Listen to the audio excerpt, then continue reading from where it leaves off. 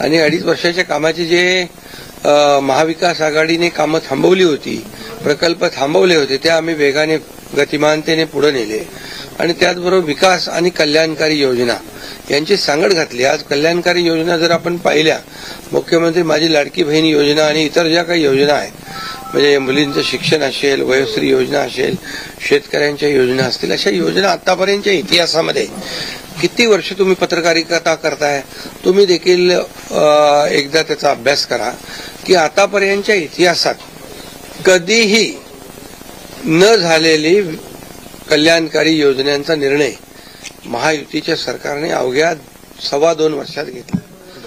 हा इतिहास आहे आणि या योजना महाराष्ट्राच्या इतिहासामध्ये सुवर्णाक्षराने लिहिल्या जातील.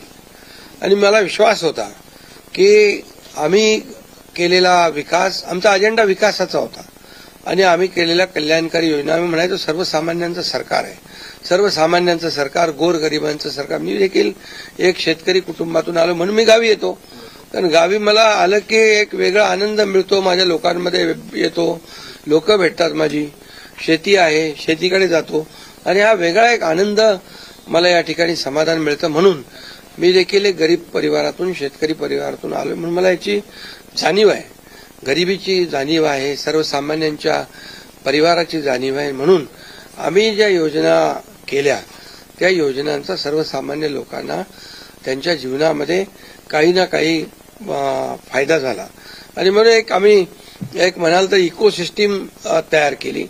प्रत्येक परिवारातल्या माणसाला, मग त्याचा मुलीचा जन्म झाला, मुलगी असेल, लाडकी बहीण असेल, लाडका भाऊ असेल, युवा प्रशिक्षण स्टायपंड आणि शेतकऱ्यांच्या योजना, या सगळ्या म्हणजे लाडकी बहीण, लाडका भाऊ, लाडका शेतकरी, लाडका ज्येष्ठ, हे सगळे आमचे जे आहेत, ह्या सगळ्या साठी आम्ही केल्यानंतर लोकही म्हणायला लागले आपलं सरकार लाडकं सरकार.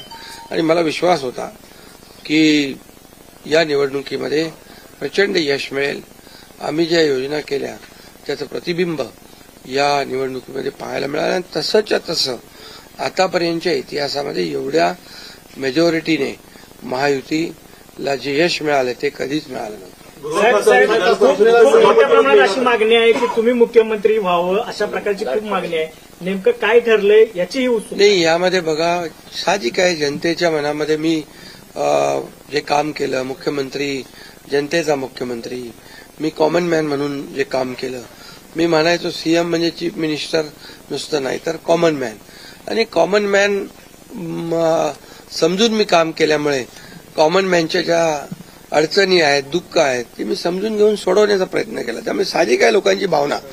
पण आणि त्याबरोबर मुख्यमंत्री म्हणून माझ्या नेतृत्वाखाली निवडणुका झाल्या, माझे दोन्ही उपमुख्यमंत्री सोबत होते, सर्व सहकारी सोबत होते आणि मिळालेले यश हे अतिशय प्रचंड आहे. आणि यामध्ये मी म्हणूनच याच्यामध्ये कोणाचाही संभ्रम नको म्हणून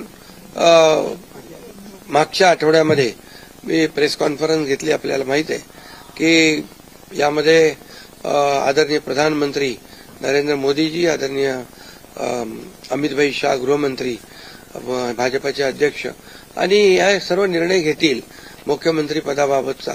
तो मी सांगितलं, त्याला पूर्ण शिवसेनेचा पाठिंबा आहे, माझा पाठिंबा आहे. त्यामुळे आता कुठं काही असं किंतु परंतु कोणाच्याही मनामध्ये नसावा. शेवटी मी मनमोकळेपणाने काम करणारा कार्यकर्ता आहे आणि म्हणून माझा निर्णय मी घेतलाय. सभापती पद पाहिजे म्हणून एकनाथ शिंदेचे प्रेशर नाही. हे पहा, याच्या बाबतीत चर्चा होईल, आता चर्चा होईल. चर्चेमधून बऱ्याचशा काही गोष्टी निघतील, बऱ्याचशा गोष्टी सुटतील आणि त्यामुळे आम्हाला सर्वात महत्वाचं म्हणजे आम्हाला जे निवडून दिलेलं आहे लोकांनी, त्या लोकांना ज्या काय आम्ही कमिटमेंट केलेल्या आहेत त्या राज्याच्या विकासाच्या दृष्टीने किंबहुना ज्या आम्ही लोकांची बांधील आहोत, ही बांधिलकी आम्हाला जपायची आहे. सगळ्यात महत्वाचं मला काय मिळालं, कुणाला काय मिळालं यापेक्षा जनतेला काय मिळणार आहे. महाराष्ट्रातल्या जनतेने भरभरून मतदान केलेलं आहे, मतांचा वर्षाव केला आहे. आता त्यांना आम्ही आमच्या पद्धतीने जे देण्याचा प्रयत्न होणार आहे. त्यामुळे यामध्ये लोकांच्यासाठी जे करायचं आहे ते आम्ही करणार आहोत. उपमुख्यमंत्री पदासाठी श्रीकांत शिंदेचं नाव समोर येते आपल्या गटाकडनं, ही गोष्ट खरी आहे का? नाही बघा, चर्चा अजून सुरू आहे. चर्चा खूप, आता तुम्हीच चर्चा करत असता पत्रकार, तुमच्या चर्चा खूप जास्ती असतात.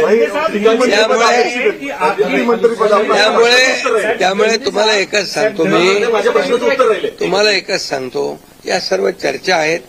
आता एक बैठक आमची अमित भाईंच्या बरोबर झालेली आहे, दुसरी एक बैठक आमची होईल तिघांची, आणि त्या बैठकीमध्ये खूप साधक बाधक चर्चा होईल आणि त्यामधून योग्य तो निर्णय या महाराष्ट्राच्या हिताचा. बघा, आमच्यामध्ये तुम्हाला मी सांगतो, या जनतेने आम्हाला भरभरून दिलेलं आहे.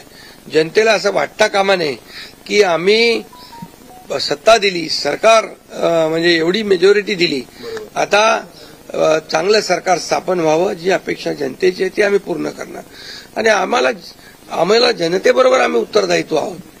त्यामुळे लोक काय बोलतात, विरोधक काय, आता विरोधकांना काय काम राहिलंय का, काय राहिलंय बाकी?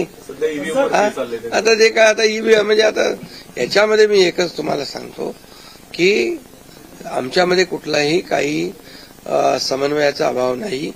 समन्वयाने काम सुरू. मी तर माझी जाहीर भूमिका परत मला मांडण्याची गरज नाही.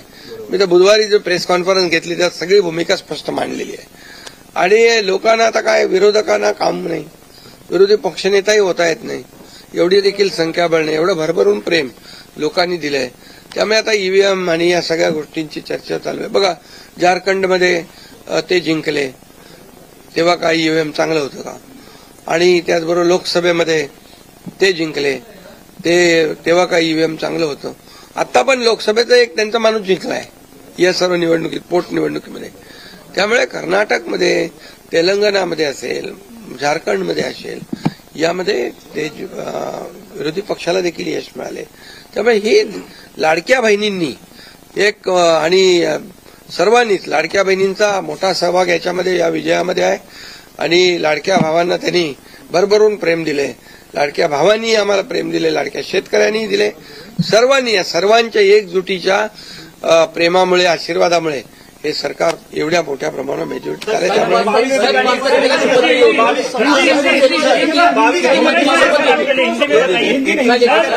मेरी तबीयत अच्छी है. मैं यहाँ पर आया था रेस्ट करने के लिए. अभी बहुत काफी भागदौड़ हो गई चुनाव में. मैं एक दिन में 8-8, 10-10 सभा ली थी. और मैंने कोई अभी तक मेरे 2-2.5 साल के कार्यकाल में छुट्टी बिट्टी कोई मनाता नहीं. मैं यहाँ भी आता हूँ, यहाँ भी जनता दरबार होता है, लोग आते हैं. अभी भी लोग आए मेरे को मिलने काम के बहाने. वो यहाँ आने के बावजूद भी मुझे लोगों से मिलना है. मिलता हूँ मैं लोगों को. और मेरी तबीयत थोड़ी खराब थी, अभी ठीक हूँ. और मुझे एक ही है कि ये सरकार जो है ये जनता की आवाज वाली सरकार है. जनता को जैसे सरकार चाहिए वैसे सरकार मिलेगा. मैंने बुधवार के दिन पूरी तरह मेरी भूमिका स्पष्ट की.